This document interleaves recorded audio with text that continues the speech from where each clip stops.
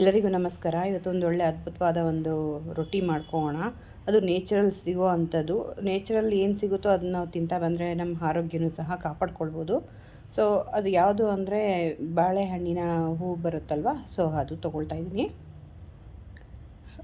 ಅದು ಮಾಡಬೇಕಂದ್ರೆ ಫಸ್ಟ್ ಪ್ರಿಪ್ರೇಷನ್ಗೆ ಅಕ್ಕಿ ನೆನೆಸ್ಕೊಳ್ಬೇಕಾಗುತ್ತೆ. ಒಂದು 1/4 kg ಅಷ್ಟು ಅಕ್ಕಿ ನೆನೆಸ್ಕೊಳ್ತಾ ಇದ್ದೀನಿ. ಚೆನ್ನಾಗಿ ತೊಳೆದು ಒಂದು 2 ಗಂಟೆ ಕಾಲ ನೆನೆಸಿಡೋಣ ಇದನ್ನ. ಸೊ ಈಗ ನಾನೊಂದು ಬಾಳೆ ಹೂವು ತೊಗೊಂಡಿದ್ದೀನಿ. ಸೊ ಅದನ್ನ ಮೇಲೆ ಒಂದು 4ರಿಂದ 5 ಎಲೆ ತೆಗಿಬೇಕಾಗುತ್ತೆ. ತೆಗೆದ್ಮೇಲೆ ಈ ರೀತಿ ಆಗುತ್ತೆ ನೋಡಿ. ಈ ರೀತಿ ಆದಮೇಲೆ ನಾವು ಸಣ್ಣ ಸಣ್ಣಕ್ಕೆ ಕಟ್ ಮಾಡ್ಕೊಳ್ಬೇಕು. ಬೇರೆ ಯಾವ ರೊಟ್ಟಿಗೂ ನಾವು ಇದನ್ನ ಕಂಪೇರ್ ಮಾಡೋಕ್ಕಾಗಲ್ಲ. ಅಷ್ಟು ರುಚಿಯಾಗಿರುತ್ತೆ, ಅಷ್ಟು ಅದ್ಭುತವಾಗಿರುತ್ತೆ. ಎಲ್ಲಿ ಸಿಕ್ಕಿದ್ರೂ ಇದನ್ನ ಮಿಸ್ ಮಾಡ್ಕೊಳ್ಳೇಬೇಡಿ, ತೊಗೊಂಡು ಬಂದು ಮಾಡ್ಕೊಳ್ಳಿ. ಬೆಳಗಿನ ತಿಂಡಿಗೆ ಆಗ್ಬೋದು ಅಥವಾ ಸಂಜೆ ಸಣ್ಣ ಹಸಿವಿಗೆ ಆಗ್ಬೋದು. ಈ ರೀತಿ ರೊಟ್ಟಿ ಮಾಡ್ಕೊಂಡು ತಿಂದರೆ ತುಂಬಾ ಅದ್ಭುತವಾಗಿರುತ್ತೆ, ಹೊಟ್ಟೆ ಫುಲ್ ಆಗುತ್ತೆ. ನಾವು ಇದನ್ನ ಮೊಸರು ಹಾಕಿ ಚೆನ್ನಾಗಿ ತೊಳಿಬೇಕಾಗುತ್ತೆ. ಮೊಸರು ಏನಕ್ಕೆ ಹಾಕಬೇಕು ಅಂದರೆ ಕಹಿ ಅಂಶ ಅಥವಾ ನಾರಿನ ಅಂಶ ಅಥವಾ ಜಿಡ್ಡಿನ ಅಂಶ ಏನಾದರೂ ಇದ್ದರೆ ಈ ಮೊಸರಲ್ಲಿ ಕ್ಲೀನಾಗಿ ಹೊರಟೋಗ್ಬಿಡುತ್ತೆ. 1-2 ಸಲ ಕ್ಲೀನಾಗಿ ಈ ರೀತಿ ತೊಳ್ಕೊಂಡ್ರೆ ಸಾಕು, ನಮಗೆ ಕಹಿ ಅಂಶ ಸ್ವಲ್ಪನೂ ಬರಲ್ಲ. ನಾವು ಮೊದಲಿಗೆ ಇಲ್ಲಿ ಮೆಣಸಿನ್ಕಾಯಿ ಹಾಕೋಣ, ಬೇಡಿಗೆ ಮೆಣಸಿನ್ಕಾಯಿ ಹಾಕೋಣ, ಖಾರ ಕಮ್ಮಿ ಇರುತ್ತೆ. ಸೊ 4ರಿಂದ 5 ಹಾಕೋಣ. ತೆಂಗಿನಕಾಯಿ 1 ಹಿಡಿಯಷ್ಟು, ಮತ್ತು ಜೀರಿಗೆ 1 ಸ್ಪೂನು, ಮತ್ತು ಇದೇನು ಹಚ್ಚಿಟ್ಕೊಂಡಿದ್ದೀವಿ ಇದನ್ನು ಸಹ ಹಾಕೋಣ.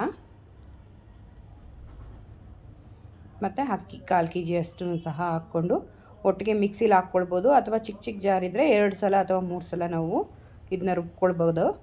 ನೋಡಿ, ಫೈನ್ ಪೇಸ್ಟ್ ಅಂದರೆ ಒಂದು 95% ಆಗುತ್ತೆ. ಸೊ ಆ ರೀತಿ ರುಬ್ಕೊಳ್ಬೇಕಾಗುತ್ತೆ.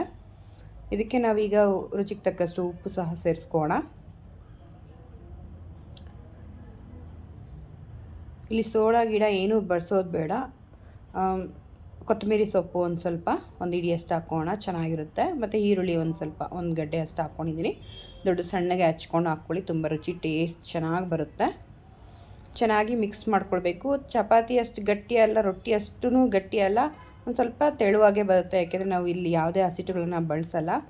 ಅಂದರೆ ನಾವು ಇದನ್ನು ಬಾಳೆ ಎಲೆಲೇ ಮಾಡಬೇಕಾಗುತ್ತೆ. ಸೊ ಬಾಳೆ ಎಲೆನೇ ಈ ಥರ ಸುಟ್ಕೊಳ್ಬೇಕು, ಇಲ್ಲಾಂದರೆ ನಾವು ತಟ್ಟಿ ಹಾಕೋವಾಗ ಅದು ಬ್ರೇಕ್ ಆಗೋ ಚಾನ್ಸಸ್ ಜಾಸ್ತಿ ಇರುತ್ತೆ. ಸೊ ಎಲ್ಲ ಎಲೆನೂ ಈ ರೀತಿ ಒಂದು 4ರಿಂದ 5 ನಮಗೆ ಎಷ್ಟು ರೊಟ್ಟಿ ಆಗುತ್ತೋ ಅಷ್ಟು ಎಲೆನೂ ಸಹ ನಾವಿಲ್ಲಿ ಈ ರೀತಿ ಕಟ್ ಮಾಡಿ ಮಾಡ್ಕೊಳ್ಬೇಕಾಗುತ್ತೆ. ಹೆಂಚಿಟ್ಕೋಣ. ಹೆಂಚು ಸ್ವಲ್ಪ ಬಿಸಿ ಆಗಲಿ, ಅದಕ್ಕೆ ಸ್ವಲ್ಪ ಒಂದು ಎಣ್ಣೆ ಹಾಕ್ಕೊಂಡು ನೀಟಾಗಿ ಈವನಾಗಿ ಸ್ಪ್ರೆಡ್ ಮಾಡ್ಕೊಳ್ಬೇಕಾಗುತ್ತೆ. ಇನ್ನು ಯಾರು ನನ್ನ ಪೇಜ್ನ ಫಾಲೋ ಮಾಡಿಲ್ಲ, ಸಬ್ಸ್ಕ್ರೈಬ್ ಮಾಡಿಲ್ಲ, ಪ್ಲೀಸ್ ಫಾಲೋ ಆ್ಯಂಡ್ ಸಬ್ಸ್ಕ್ರೈಬ್ ಮಾಡಿ, ಲೈಕ್ ಮಾಡಿ, ಶೇರ್ ಮಾಡಿ. ಫ್ರೆಂಡ್ಸ್ ಆ್ಯಂಡ್ ಫ್ಯಾಮಿಲಿಗೆ ಈಸಿಯಾಗಿ ಆರೋಗ್ಯವಾದ ತಿಂಡಿ ಅವರು ಸಹ ಮಾಡಿಕೊಳ್ಳಿ. ಈ ರೀತಿ ತಟ್ಕೊಳ್ಬೇಕಾಗುತ್ತೆ. ನಮ್ಗೆ ಎಷ್ಟು ತೆಳು ಬೇಕೋ ಅಷ್ಟು ತೆಳುವಾಗಿ ಸಹ ತಟ್ಕೊಳ್ಬೋದು. ನೋಡಿ, ಈ ರೀತಿ ಹಾಕಿ ಬಾಳೆ ಎಲೆ ಸಮೇತ ಇದು ಬೇಯಬೇಕಾಗುತ್ತೆ.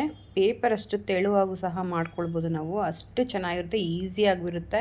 ಹೊಸದಾಗಿ ಮಾಡೋರು ಪ್ರತಿ ಸ್ಟೆಪ್ಪನ್ನು ನೀಟಾಗಿ ಫಾಲೋ ಮಾಡಿ, ಪೂರ್ತಿ ವಿಡಿಯೋ ನೋಡಿ, ಎಲ್ಲೂ ಸ್ಕಿಪ್ ಮಾಡೋಕ್ಕೆ ಹೋಗಬೇಡಿ.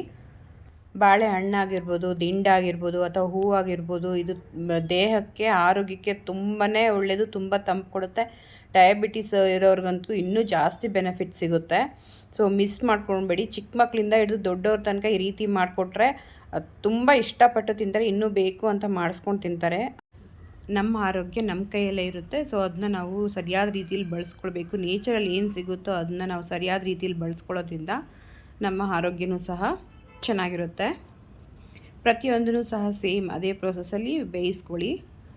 ಬಾಳೆ ಎಲೆ ಹಾಕಿದ್ರೆ ಅದ್ರ ಮೇಲೆ ನೀಟಾಗಿ ಬಂದುಬಿಡುತ್ತೆ. ಸೊ ನಾವು ಇಲ್ಲಿ ಕೊಬ್ಬರಿ ಎಣ್ಣೆ ಯೂಸ್ ಮಾಡೋದ್ರಿಂದ ಇನ್ನೂ ಬೆನಿಫಿಟ್ ಜಾಸ್ತಿ ಸಿಗುತ್ತೆ.